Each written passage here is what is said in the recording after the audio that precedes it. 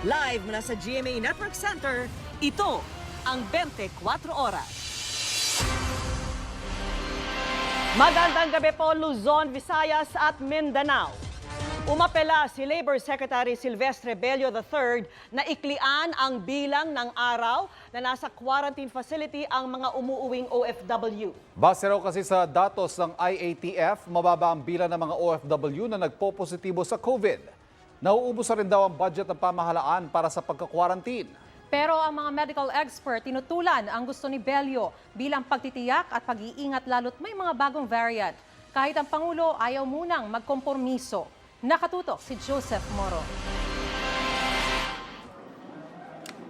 Sa kasalukuyang mga alituntunin ng mga umuuwing OFW diretso sa quarantine facility at sa ikalimang araw pa lamang sa swab test kung negatibo, i-turn over sila sa local government unit kung saan sila nakatira para kumpletuhin ang 14-day quarantine.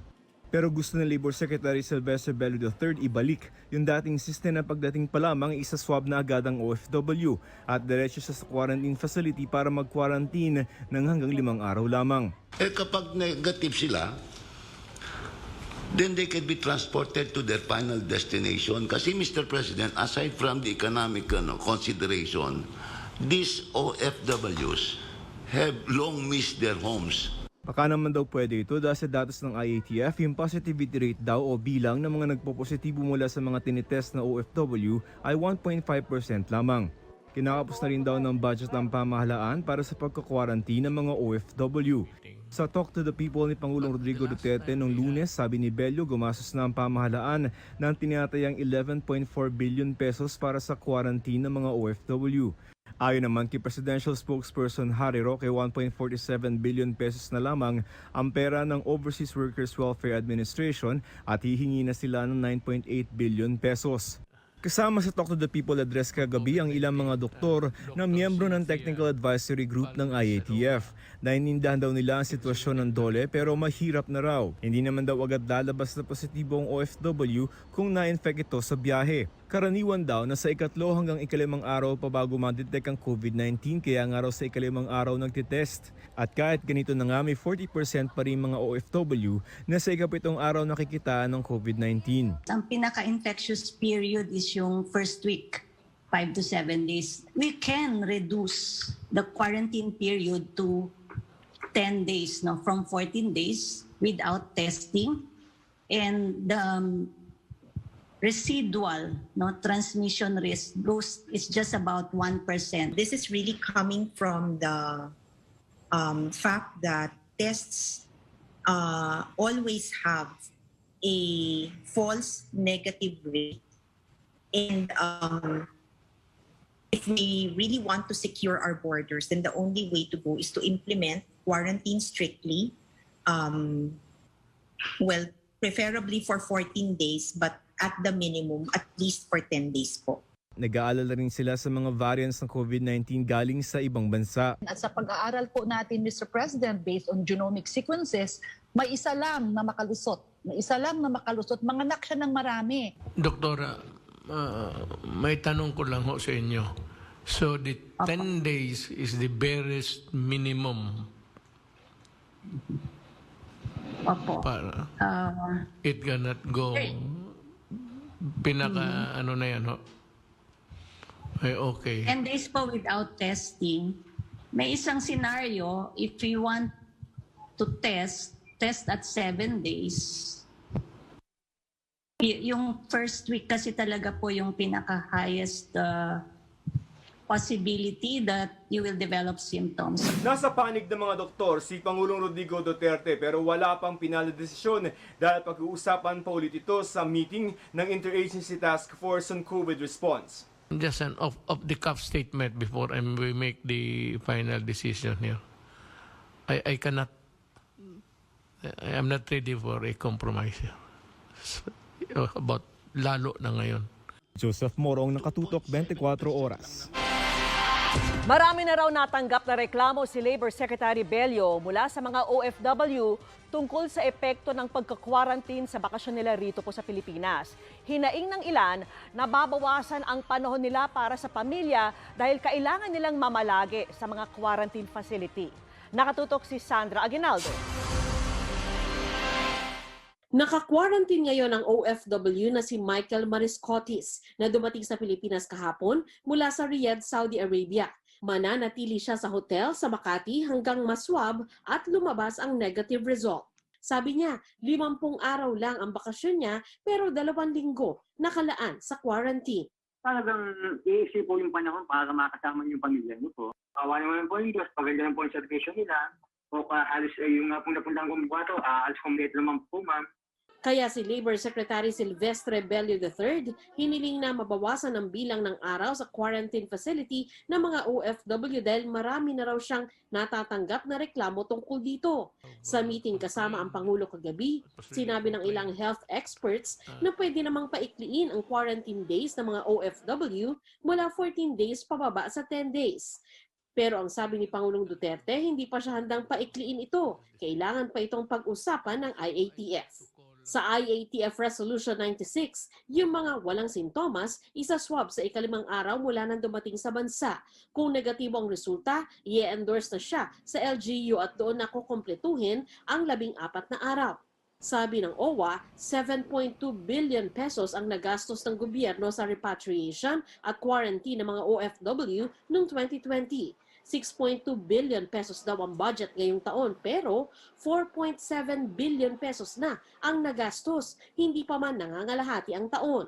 Ginamit daw ang pondo sa hotel, pagkain, transportation gaya ng chartered flights papuntang Visayas at Mindanao at land transportation sa Luzon.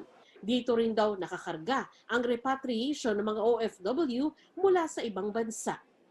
With 1.4 B left, we're really projecting na by April na ngayon eh. So, 2nd to 3rd week of May, maubos na to. Kausap na raw nila ang Department of Budget and Management tungkol sa paubos na pondo. Makatutulong din daw kung mapapaigsi ang quarantine days lalo't may mga umuuwi naman na may COVID vaccine na at na swab test bago pa man sumakay sa eroplano. Either na swab na or na vaccinate na, di ba? We are requesting a gentle, humble request for the experts to also look into this. What is the effect of having been vaccinated? Some of them are even saying, we have been vaccinated with a certain brand which is supposed to have a high efficacy rating. Na kahit naman may bakuna na, pwede pa ring mahawa ng COVID-19. Sandra Aguinaldo, nakatutok, 24 Oras. Bumaba po sa 107,988 ang active cases sa talaan ng DOH.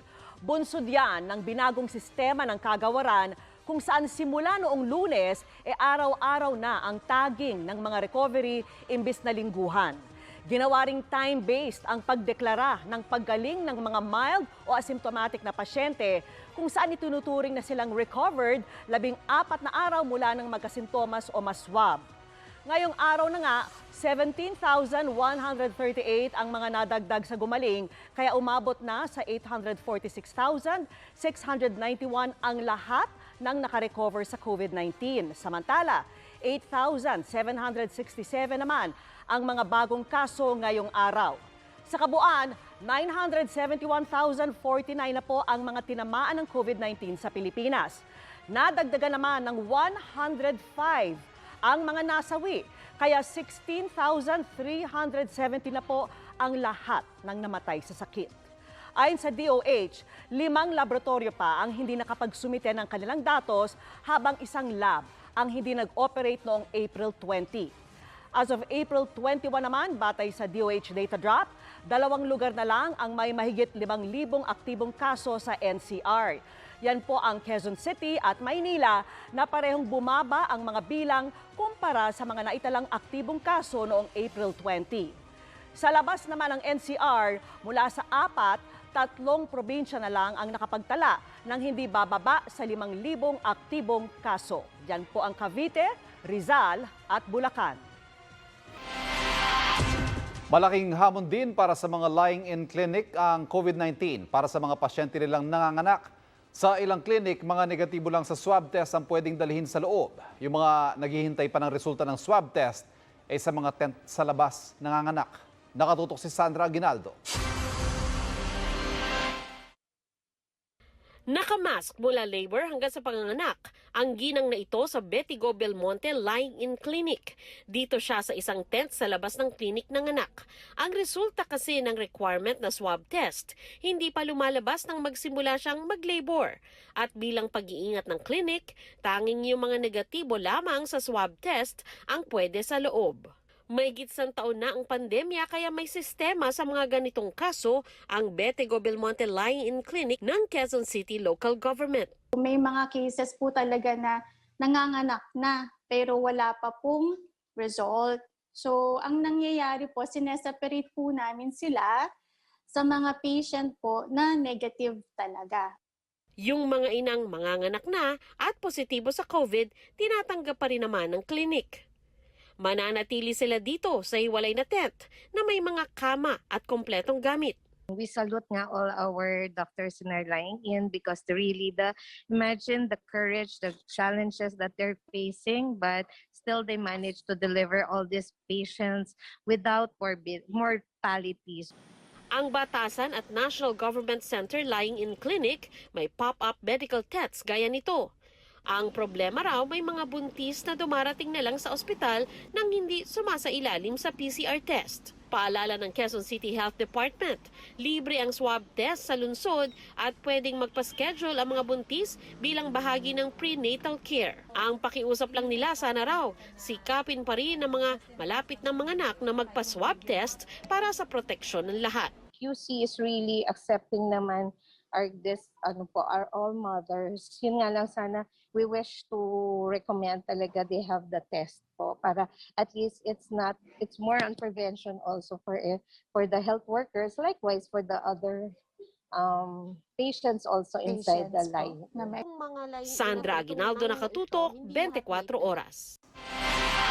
May mga datos na inilabas tungkol sa bisa ng CoronaVac vaccine ng kumpanyang Sinovac sa ilang bansa.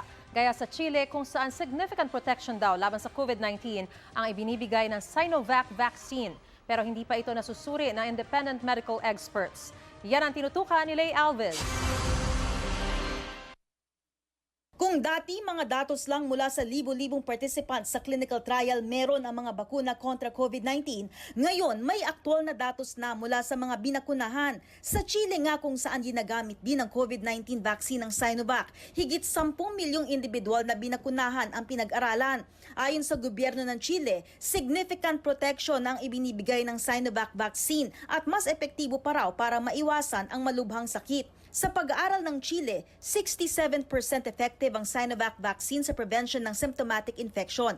85% effective naman para makaiwas sa pagpapa-ospital. 89% effective para makaiwas sa ICU admission at 80% effective para makaiwas sa pagkamatay. Hindi pa nailathala sa medical journal ang pag-aaral na ito sa Chile, kaya't hindi pa ito nasusuri ng independent medical experts. Magandang mga news yun, but again, it has to be analyzed and it has to undergo peer-reviewed validation. That's we can somehow make a press release that we are confident that this data has been validated. Sa clinical trial ng Sinovac sa Brazil kung saan pinag-aralan ang mahigit 12,000 healthcare workers na may direct contact sa COVID patients, sa impormasyong inilabas ng Sinovac noong Pebrero, nakitang 50.65% ang bisa ng bakuna laban sa symptomatic infection. Pero 100% naman ang bisa sa prevention ng hospitalization, severe disease at pagkamatay. Pero may isang bagong pag-aaral naman na inilabas ngayong Abril sa bisa ng Sinovac sa mga healthcare workers sa lungsod ng Manaus sa Brazil, kung saan umano nagmula ang sinasabing vaccine-resistant na P1 variant.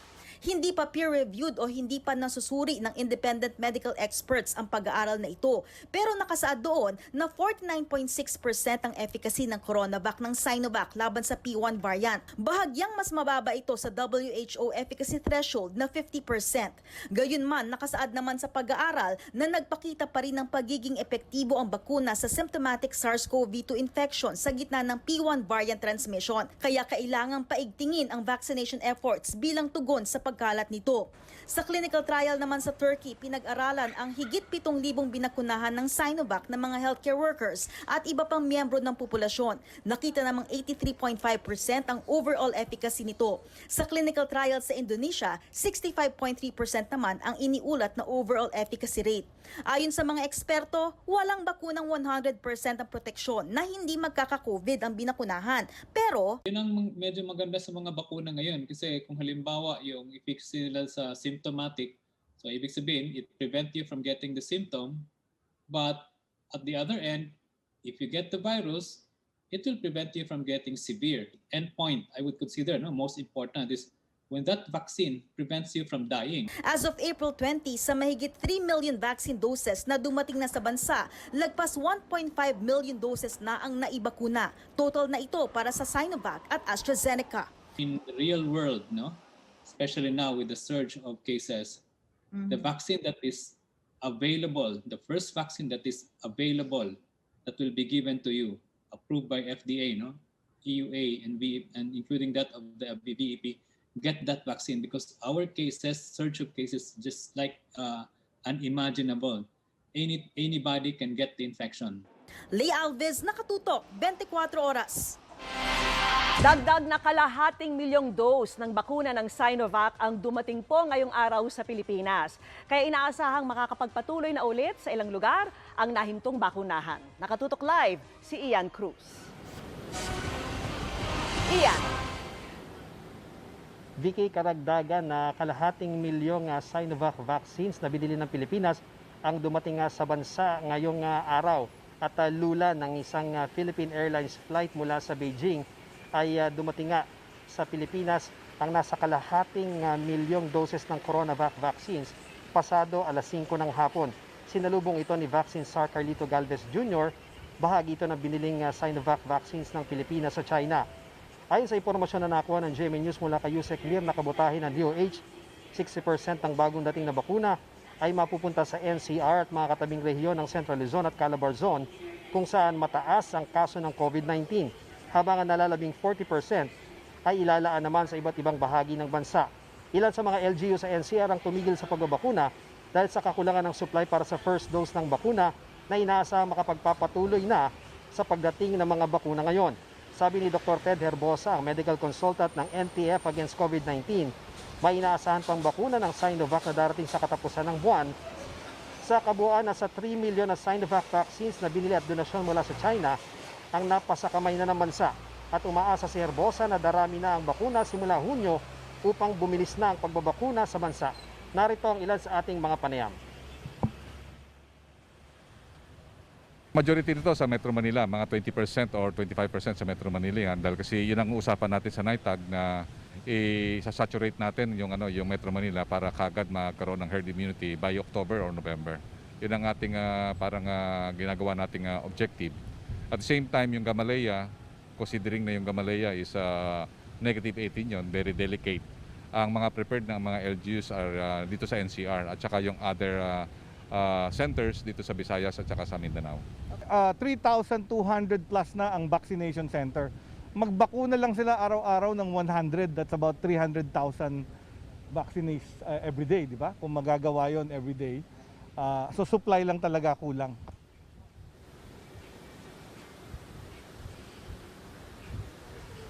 Vicky, agad ding dinala sa cold storage facility sa Marikina yung mga bagong dating na bakuna para agad maiproseso at madala na nga sa mga designated na mga vaccination center. Sa Sabado, inaasahan naman yung pagdating ng initial shipment ng 15,000 doses ng Sputnik V ng Gamaleya ng Russia. At sa katapusan ng buwan, inaasahan muli ang kalahating milyong doses ng Sinovac vaccines, bukod pa ang nasa 480,000 doses ng Sputnik V ng Gamaleya ng Russia, at inaasahan din ang 195,000 doses ng Pfizer bago matapos din ang buwan ng Abril. Yan ang latest mula rito sa NAIA. Balik sa iyo, Vicky. Maraming salamat sa iyo, Ian Cruz. Gaya na nangyari sa Maginhawa Community Pantry, isang community pantry sa Cagayan de Oro ang isinara rin dahil sa pag-red tag umano sa nagpasimula nito. Ang mga organizer ng community pantry na tina-target ng mga ganito, pwede raw magpasaklolo sa Integrated Bar of the Philippines at sa Data Privacy Commission. Nakatutok si Tina Panganiban Perez. Kabubukas pa lang ng Kauswagan Community Pantry sa Cagayan de Oro City nitong Lunes. Pero ang pamimigay ng libreng pagkain agad na putol. Isinara dahil sa umunoy red tagging sa nagsimula nitong si Rene Principe Jr. Ang nalikom niyang pondo, ginawa na lang donasyon sa iba pang mga community pantry.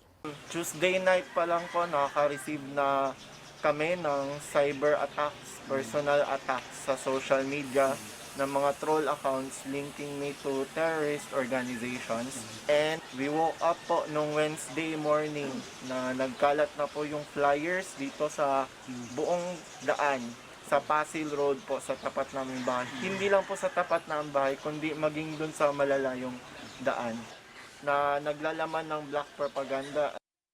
Bago nito nagsara rin ng isang araw ang Maginhawa Community Pantry dahil sa pangamba ng organizer nitong si Ana Patricia noon para sa kanyang seguridad.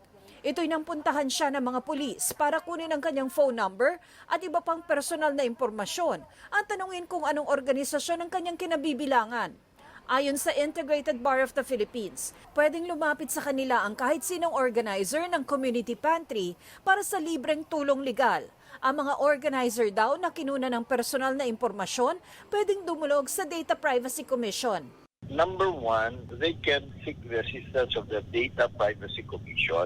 Secondly, they can, if there was no legal basis for those personal details and information that was taken by the police officers, they can request that this data be deleted. Thirdly, they can, and it should be encouraged para matigil na ito, they can take legal action against the police officers. Paalala ni Cayosa sa lahat. I hope by now they all know that they did not answer, they did not give those details sa kahit police kung wala namang legal na basehan. We have a basic constitutional right to privacy.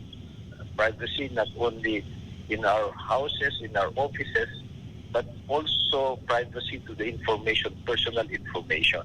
And nobody has a right to demand that of us unless there's clear legal basis. In this particular case, the PNP has yet to provide a clear legal basis. Ang grupong Isang Bayan, kinondena naman ang malisyosong pagbibintang ng National Task Force to End Local Communist Armed Conflict o NTF-ELCAC na nagagamit daw ng mga komunistang grupo ang mga community pantry. Ang gobyerno raw ang balakid sa bayanihan ng mga Pilipino ngayong panahon ng krisis.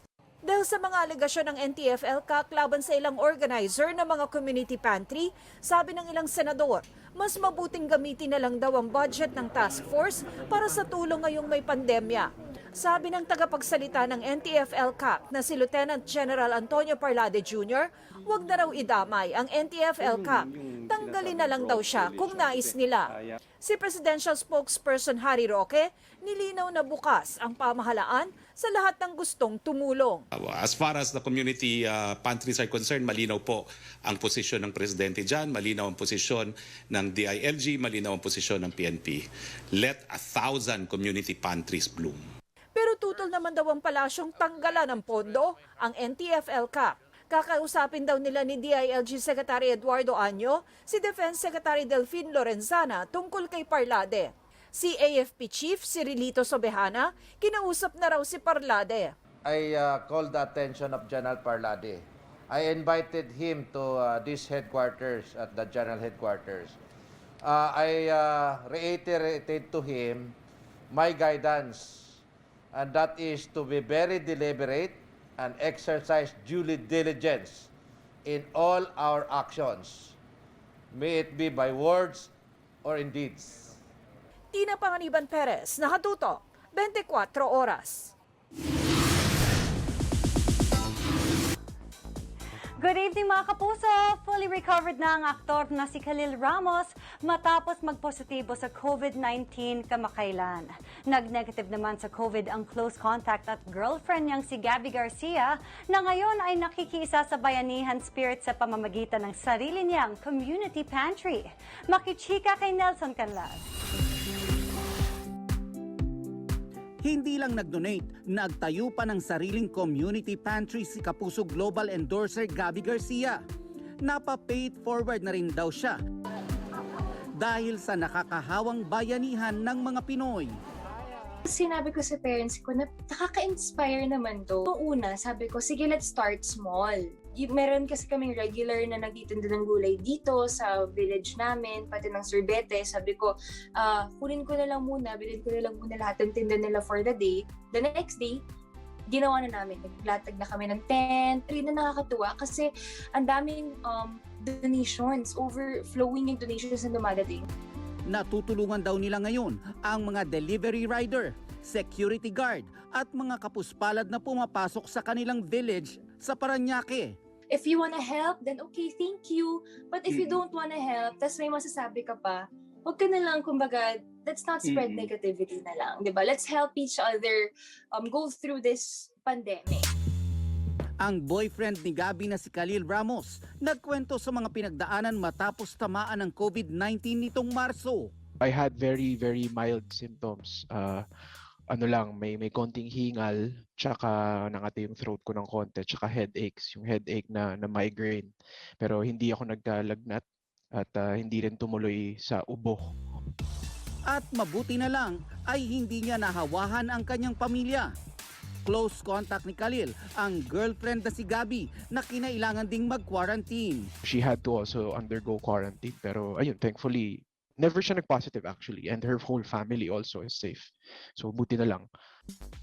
Nitong April 8 pa COVID-free si Khalil matapos magnegatibo sa kanyang RT-PCR test. Nagkita na rin silang muli ni Gabbi. Nelson Canlas, updated sa Showbiz Happenings.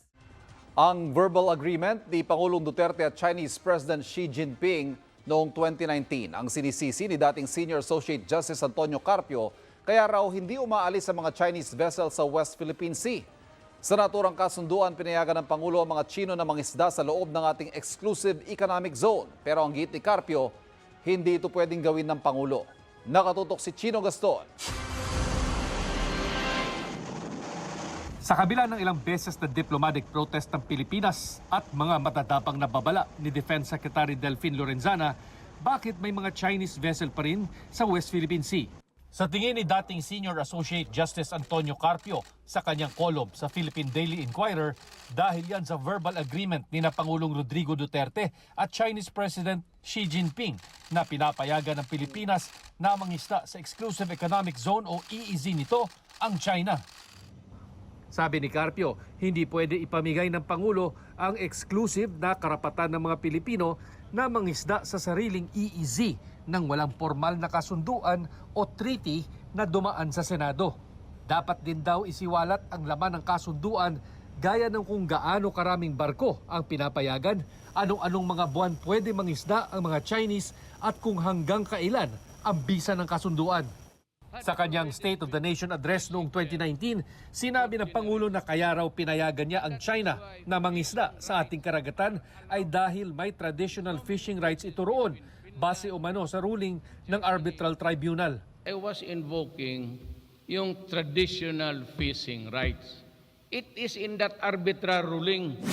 Duda ang militar kung pangingisda lang at hindi occupation ang ginagawa ng daan-daang Chinese fishing boat sa EEZ ng Pilipinas. Ang AFP nagpadala na raw ng mga karagdagang barko para bantayan ng mga mangingisda at pangalagaan ng likas yaman sa EEZ. We have a contingency plan.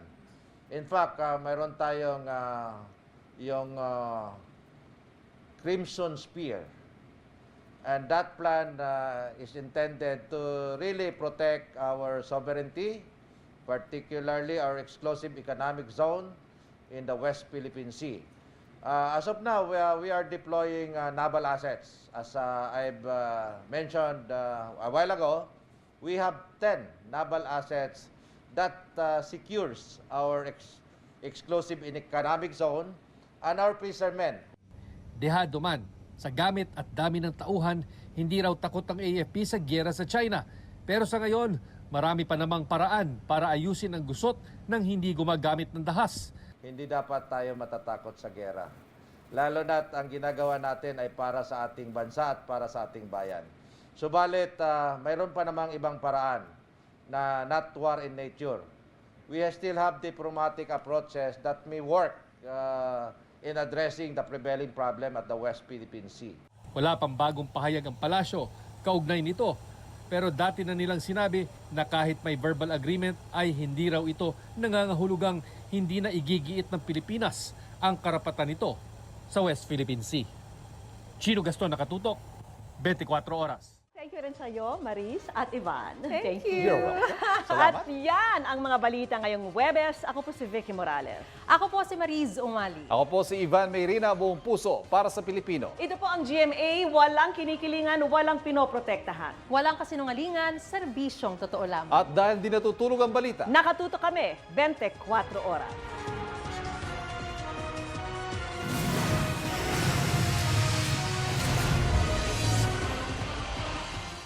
For more chika updates, like and subscribe GMA's YouTube channel. I-click lang ang subscribe button na lalabas sa screen. At sa mga kapuso natin abroad, maaari nyo kaming masubaybayan sa GMA Pinoy TV at sa www.gmanews.tv.